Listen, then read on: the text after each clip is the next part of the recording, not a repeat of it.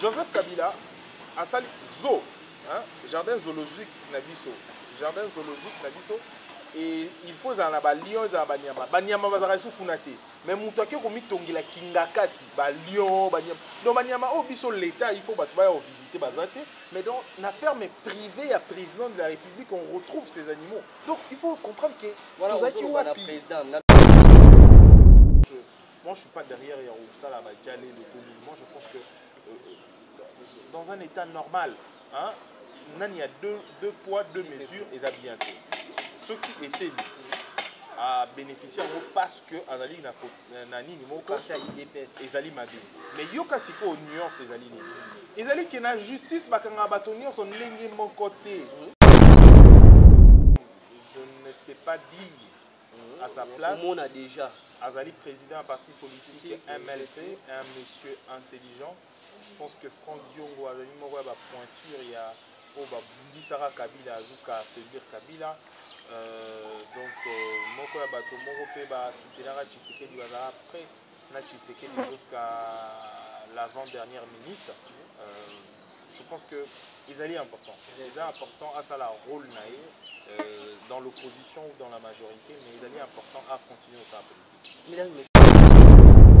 Alors, oui, vie sociale les a bien. Les a bien. Non, je pense pas qu'un réaliste a retrouvé la vie sociale à Congolais les a bien.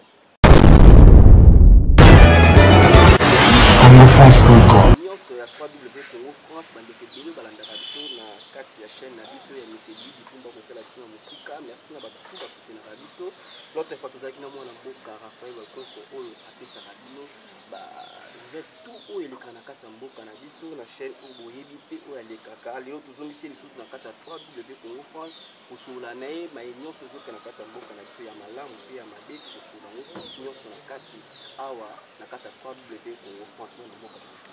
Bonjour, de Komuna, mbote na batunyo sur Orlando Biso na Congo France. Merci tout sur la donne par rapport à la qualité où ils allaient qui ont fait continuer la politique où ils en sont afin de faire des visa et continuer la famille la politique.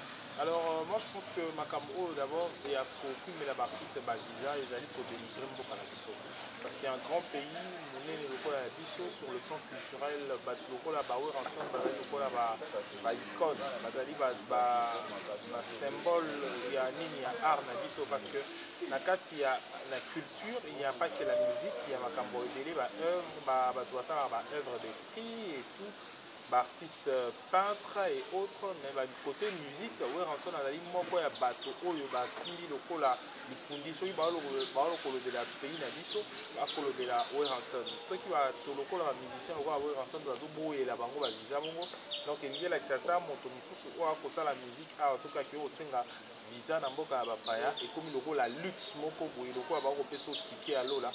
Il a dit qu'on dénigrer Mboka na biso, sur le plan diplomatique, c'est quelque chose à revoir pour qu'on respecter l'artiste na biso. Et surtout sur le plan culturel.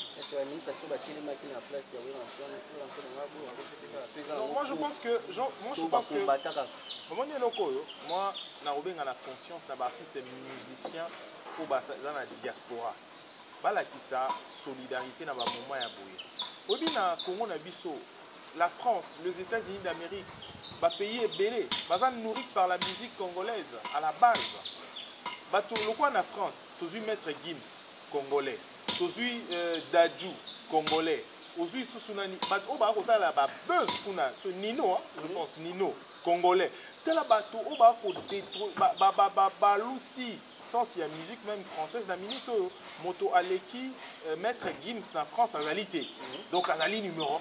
Imagine tu connais numéro 1, le roi Maître Gims, à qui est l'ambassade en France, hein, avec pour la solidarité, non, il faut vous respecter sur le plan culturel. Les musiciens congolais, tant que visa, vous respectez, vous octroyez un visa comme il se doit. Les musiciens à Côte d'Ivoire, est-ce que vous pensez que Youssou N'Dour soit vraiment visa?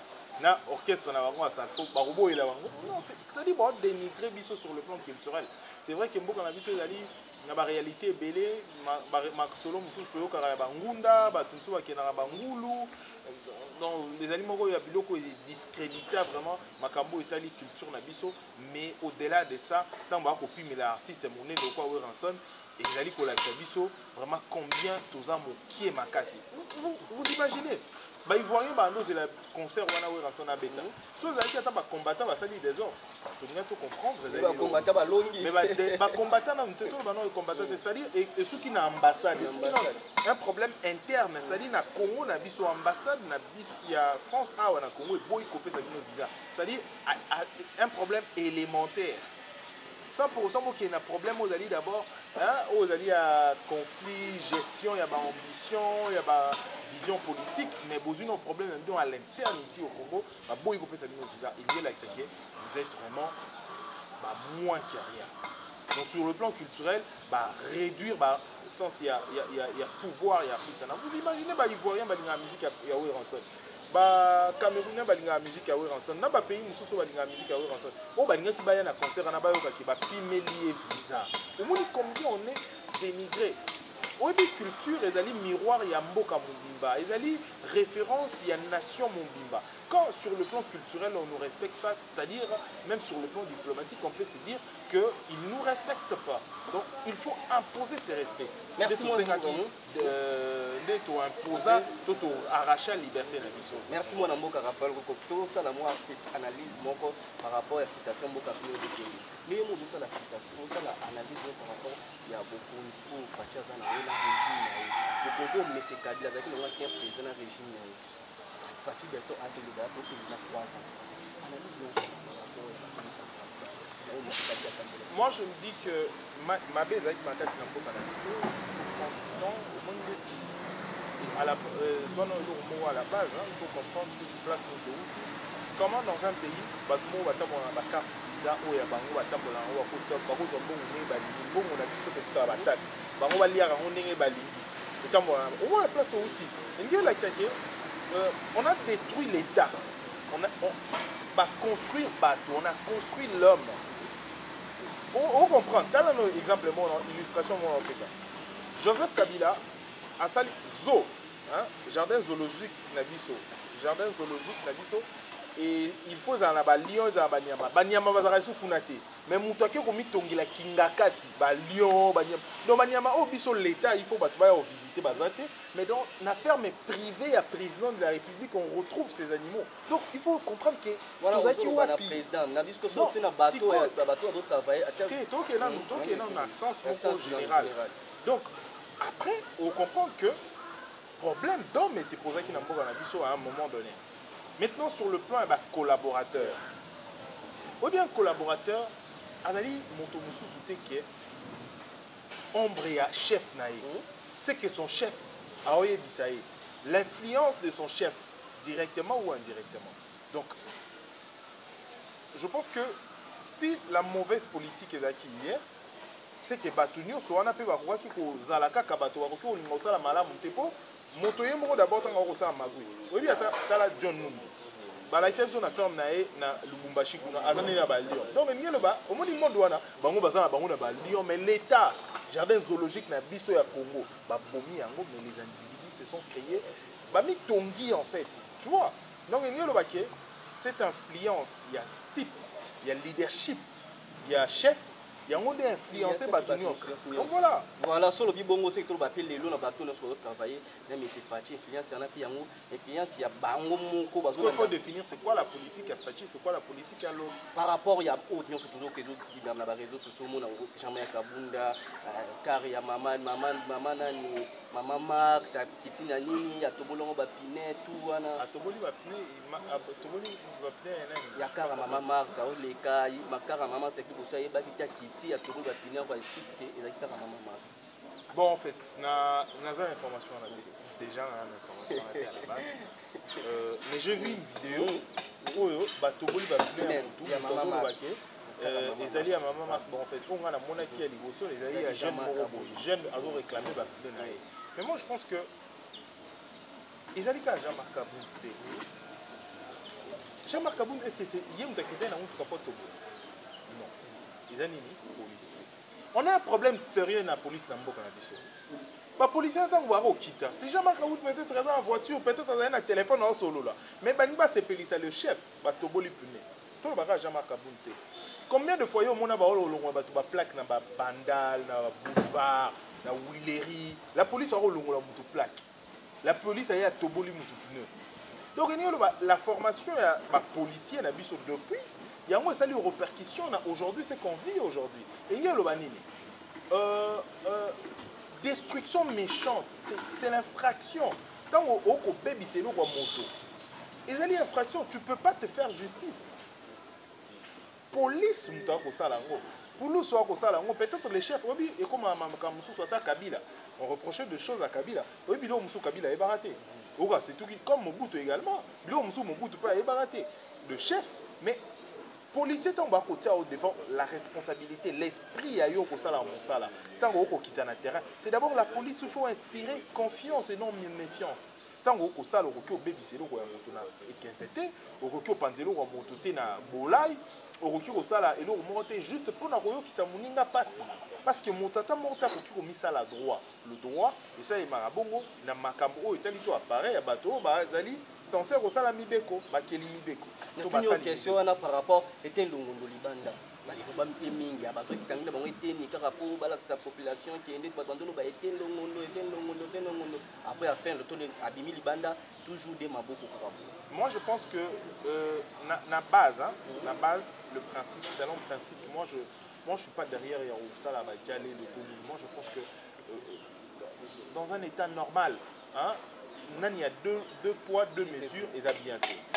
Ceux qui étaient à bénéficier en gros parce que Azali n'a ni moko Ezali mabi. Mais yoka siko nuance Ezali ni. Ezali qui na justice bakanga batonio son ndenge mon côté. Bazana procédure ndenge mon côté. Donc bazala ko instruire dossier. So ba moni belema mususu Ezali na charge na yo. Ezali ko peser bakoki ozwa yo. Oza prisonnier té. Oza détenu. Oza prévenu plutôt. Ozali ko juste que biloko na charge na yo allez ko peser tellement que bakomi ko banga peut-être koki bana yo to nini boye to ba ko instruire dossier ba moni ke bakoki ko accorder aux liberté provisoire parce que liberté provisoire ils allaient fait droit il faut to ba c'était une liberté provisoire mais oui qui va tout super ba liberté provisoire ba ti lelo ngata mola na Congo et ba te belé ba liberté provisoire depuis période la Kabila bando kanga ba libela oui Bruno Chibala ala na liberté provisoire libela ouais comment on dit Bruno Chibala na liberté provisoire abima na prison na liberté provisoire vrai ou faux donc ngelo baké so mati na jurisprudence tu comprendras que c'est possible moto à obtenir to ba pesayer liberté provisoire par rapport il y a démarche to dossier de bazali construire peut-être crainte na ezali a robanga les sources dépôt après ça liberté provisoire ndeni dans ba condition babi crainte na ezali a robanga te moto moko bozamoni ke ozali na coopération na justice moto ba komoni ke ba élément ba ko instruire na charge na auto ba ko instruire dossier on ba moni ke il y a des éléments où ezali vraiment ko peser ma capacité sur nani na culpabilité. Il y a, parce que on a une présomption et innocence dans la culpabilité. Bah moi que au coquille quand même ko bimamo monke ba coquille ko qui maté vous allez montomoro résidence na e bani mosala na e bani nyonso ko sala et par la coopération ba coquille opé liberté provisoire. Merci mon amour à toujours sur la biso pour ça l'analyse pour na yo presse ya président. Presse ou ya présidence. Et ça, voilà pourquoi ils sont là. Jusqu'aujourd'hui, c'est un autre ça, je pense que Fatien est licencié.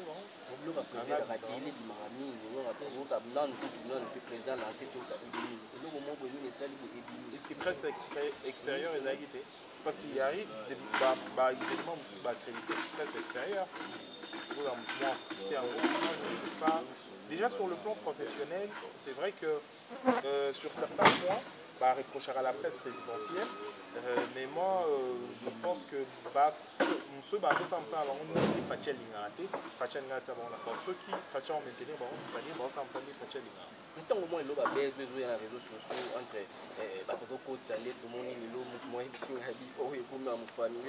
famille mais comme côté président ou président il y a beaucoup président union africaine maman ou ya sala ki boye maman faut refouler pour la beaucoup banni personnel. Moi je pense que Ezali d'abord premièrement un problème privé, la vie privée à Moutou, il y a un chef de l'État va lui voir papa et tout le reste de Ezali bana ça c'est un peu mais quand il y a les médias c'est-à-dire il est le premier d'entre nous. Donc, alors, le roi papa et Mboka. C'est-à-dire, na papa et Mboka, makambo ya papa, tout makambo oyo koleka pona ma vie privée ya papa, moi na retour kota ngote, et que moi na soka au kota yango, engelo ba biso ba congolais, ezali vie privée à chef de l'État, ezali censé ya ko respecter et honorer un chef de l'État. Et voilà pourquoi, au moment que même la période il y a Kabila, il y avait des bavures. Hein. Le problème est que Montouatia on a place publique. L'intention est je pense que il y a même la maison civile où ça la censé pour résoudre le problème lié à la famille chef de l'État. Pas que ça certainement on a lu un communiqué et il y a le baquet ils allaient peut-être problème interne pour se gérer à l'interne et que traverser un peu limite, voilà, et traverser limite douane. Mais je pense que ils vont revenir vite dans la houlette. Il y a négociation donc pour sauver honneur, il y a famille d'abord parce que au-delà de ça il y a des enfants il faut honorer, il faut honorer tes parents et tout ça le parent va jouer rôle pour attention à la chef de l'État question juste d'honneur na place de côté famille côté famille on dit nani ya fan de autoleka albin de kona bango aza adressé à la menacer. Je pense que tout ça a passé dans les réseaux sociaux. S'il y a un problème il faut le traiter à l'interne, tu vois. Donc le problème est à cadre ici, c'est les cadres. Il faut se choisir les cadres pour traiter Makambo. Tu vois, il est les premiers d'entre nous. C'est-à-dire là, Bosso n'a pas congolais nyoso. Donc il mérite respect pour moi. Même la Bible le dit. Tout honorer, tout respecter ma chef. C'est la Bible qui recommande pour respecter et honorer les chefs. Parce que toute autorité vient de Dieu. Donc, il y a un pasteur, un oint de Dieu. Parce que vous avez un président élu. Un élu, c'est un oint de Dieu. Donc, Azam mérité respect. Jean-Martin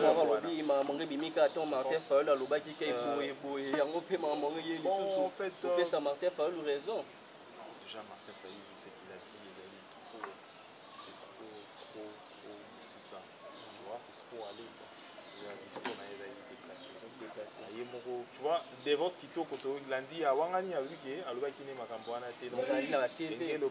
Voilà, ils ont reconnu que Asala qui flop et que na flop pour un marche, mais ça qui a perdu vraiment moitié, mais je pense que c'est un peu déplacé. Pour un opposant, je pense qu'on peut aller au-delà de ça. On va attaquer la bas à ceinture, mais pas sur des choses comme ça. Un opposant peut avoir moi courtoisie mon discours et élégance soit naïve. Marche naïve c'est vrai. Il y a un envie d'aller na flop. Il y a un flop pour aller saler qui les gens déjà battu en voiture. Il y a Martin Fayulu. Le problème là, Martin Fayulu, il a un problème de mobilisation. Il n'arrive pas à mobiliser. L'opposition, c'est difficile. Hein. Il faut un bon mot pour mobiliser. Déjà, un jour avant cette activité, il n'y avait pas de tracts. Déjà, mais ici, je vois encore, nous allons comprendre la dimension spirituelle et métaphysique d'Etienne Tshisekedi. Et puis, Etienne Tshisekedi n'a compris papa Wanate. N'a compris papa Wanate jusqu'à sa mort.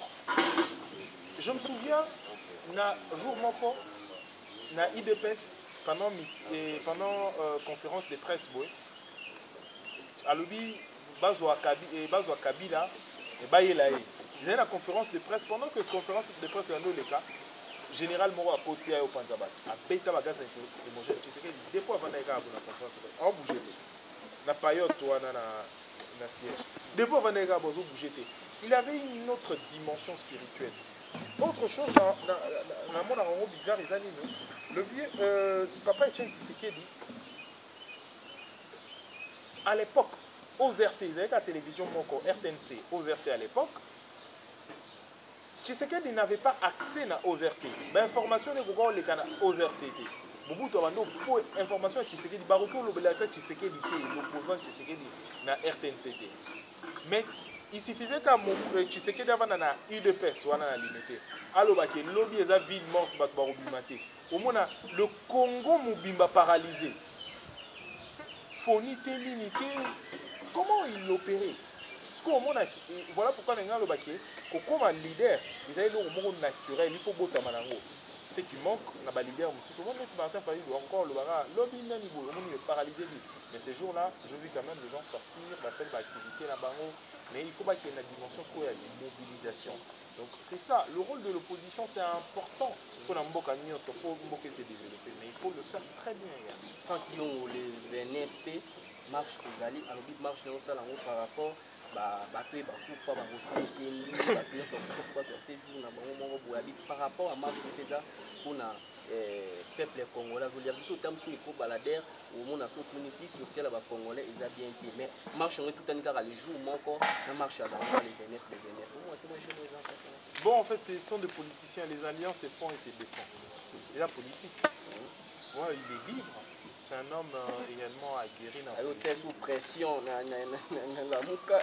Le rôle de l'opposition, c'est important pour une république. Tout le monde a reculé ça à l'opposition. C'est important, on a besoin des opposants dans ces pays. On n'a pas besoin des opposants au barrière attaqué. Oh, tu vois, Banabasi, Banamiki. Non. Les opposants ont vraiment la rationalité. C'est-à-dire, vous, le roi Kamere, soit ça l'opposition. Je t'ai dit, ça sera bizarre. Kamere est intelligent, hein, le vieux Kamere, Vital Kamere. Adam Mayele, le vieux. Je crois, la campagne, la élection 2006, hein, 2006 ou 2011, je ne sais plus. A signé un débat contradictoire avec le candidat à la présidentielle. Mais le monsieur, il parle de l'économie comme s'il parlait de sa poche. Il parle de la RDC comme s'il parlait de sa chambre. Donc, moto ya bongo, c'est-à-dire, moto cogito, c'est-à-dire, à penser. Hein? Quand même, comment est-ce qu'il y a attaqué ceci sur le plan rationnel, il y a un teneur, contenu, il y a discours. Et ça, c'est important pour la République. Comme ça, il aura bon opposition. C'est d'ailleurs la fierté pour nous Mboka opposant. Mais le mal est que quand tu es opposant, ils allaient opposant aux alliés Makamomo, aux alliés non-sens. Ils sont ridicules. Ou attaquer na bas ceinture, au flop, et on flop, et puis au quoi au bêtise au moment. Donc, au moment où tu as payé vraiment les balles à plate, quoi. Et c'est important, na Congo la biso, Makambo mingi e kotambola nano bien il faut serrer, il faut coincer. Bah, tu vas comprendre, il faut que la moussa changement de mentalité, civisme, que l'action soit là, il y a une opposition pour ça, pour que Mboka la biso et qu'il y ait des niveaux. Voilà, Mboka Fab Dionga dans la raison.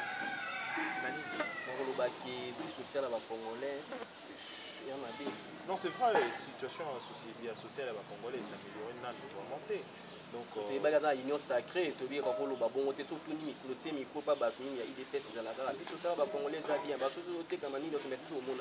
Ah, et c'est vraiment oui, les sociaux les a bien. Les a bien. Non, je pense pas qu'un réaliste a retrouvé la vie sociale à la congolais les a bien. Parce qu'aujourd'hui, pour le Bagron Nieza, c'est pas seulement en RDC, mais sur le plan mondial. Pia Keza, pas ses alliés. Après coronavirus, c'était prévisible que Mboka est vers une crise. Mais il fallait placer la structure pour la crise. Dans la période post-Covid, ça a déjà prévisionné. Mais moi je pense qu'avec le service national, on a écouté le ça va congolais. Au moins déjà, à Baroté, à Massango, se dit.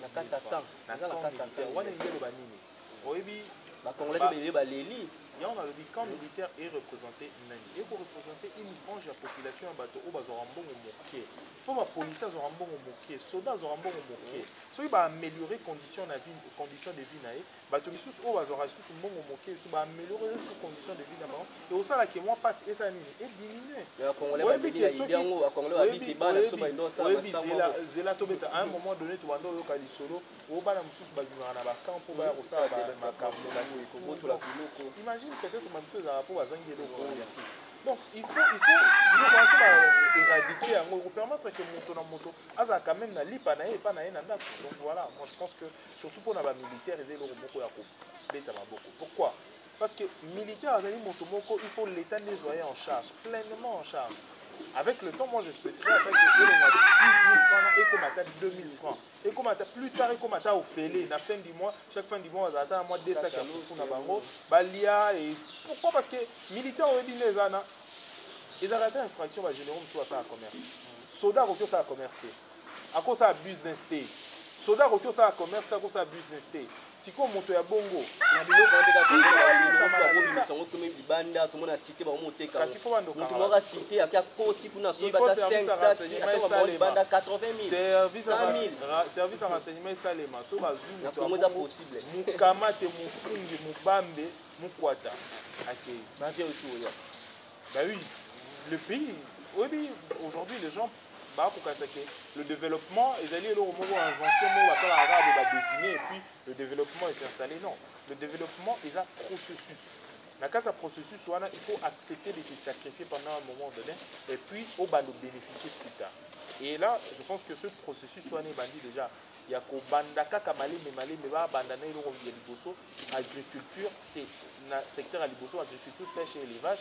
Bandika secteur wana na ba avion de ba kitisi boy lo so bombe bandoya facilement, madé so bandoya ya goma facilement, lo to bandoya biloko intérieur et puis na Congo et tout là la chose zalaté. Mboka lokwa Congo mutoko la zalaté. Mutu so alali Congo alali obi à chaque fois que Congo la nzala Congola le la razangi lo rolia nzamba sikali kolo. Pour nous avoir la pessimison nyonso mutoko la nzalaté. Mais comment est-ce que mutoko la nzala? Dieu s'énerve. Il s'énerve même à un mois bazara vraiment tali un mois tali ministre de l'agriculture, tali ministre de la pêche. Pour ça nous avons bête avant fimbo tali bien. Tout ce qui a vraiment miséricorde mais pourquoi? Parce que Congo rôle est là. Congo au Monica Nanio. Surtout talika a ambuqué. Au monde a matiti moko boti to matiti. Motomo va boire avec le moko sans le savoir à Kenda na et bota. Donc voilà. Mwana mboka tokumi na tuna suka potisi kabola nayo président d'Akilazana Nibanda mboka alobaki lobi azini par rapport à je pense que état des lieux son discours sur état des sièges, je pense que Zali la première fois depuis à doit pouvoir non aux deuxième fois. Je pense que Ezali est important. Il a brossé la situation en Afrique et particulièrement à Congo. Na fléau pour attaquer le Congo, pour attaquer le Congo et puis même l'Afrique est menacée. Na Makamo Ezali à terrorisme. Je pense que le système Obarosala, même na Est, le monde Makamo Ezali il y a la guerre, il y a la multinationale, et comme il faut guerre vraiment il y a plus, il y a la terroriste.